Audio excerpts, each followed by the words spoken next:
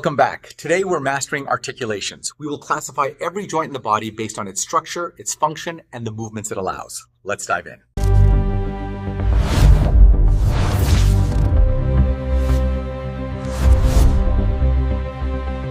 We classify joints by their function. First, Synarthrosis, which are immovable. Second, Amphiarthrosis, which are semi-movable. And third, Diarthrosis, which are freely movable joints.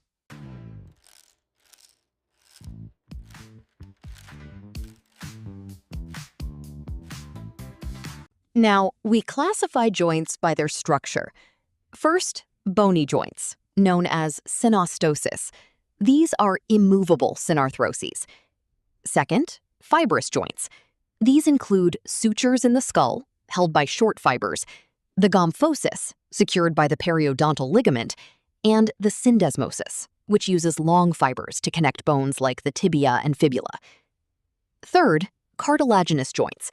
We have Synchondrosis, made of hyaline cartilage, found in the ribs and the epiphyseal line, and the Symphysis, made of fibrocartilage, located between the vertebrae and pubic bones. Finally, the synovial joints, which are all diarthroses. These include gliding joints in the carpals, hinge joints like the elbow, pivot joints at the proximal radio-ulnar articulation, condylar joints between the metacarpal and phalanx, saddle joints at the trapezium, and the ball and socket joints of the shoulder. Let's describe the various types of movement allowed by synovial joints. Before we start, you need to understand muscle attachments. Every muscle has an origin, the fixed attachment point, and an insertion, the point that moves toward the origin during contraction. Now for the movements.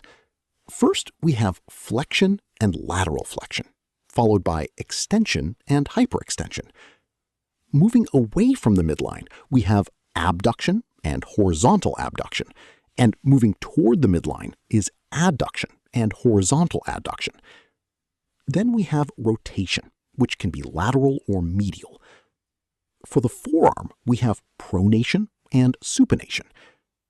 Looking at the feet, we find inversion and eversion, then dorsiflexion and plantar flexion. For the jaw and shoulders, we use protraction and retraction. The thumb allows for opposition, while the limbs can perform circumduction. And finally, we have elevation and depression. Understanding these movements and their muscle attachments is essential for mastering human anatomy. Let's identify the components of a typical synovial joint and their functions. First, the articular capsule, which encloses the joint cavity. Next, articular cartilage, the smooth surface that reduces friction. Then we have ligaments. These can be capsular, intracapsular, or extracapsular, and they provide critical stability.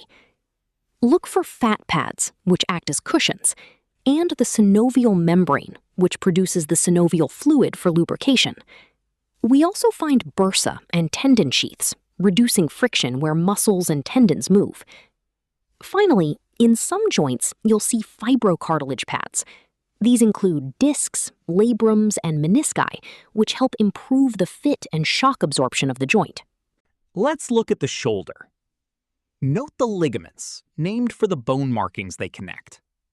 Here is the biceps tendon, providing stability, and the glenoid labrum, the fibrocartilage ring that deepens the socket. Next, the hip. Identify the ligaments connecting the femur to the pelvis. Here is the ligament teres, which secures the femoral head, and the acetabular labrum. Now for the knee.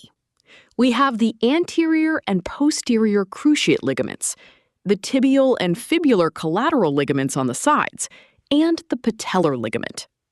Don't miss the quadriceps tendon, and the medial and lateral menisci are joints' shock absorbers.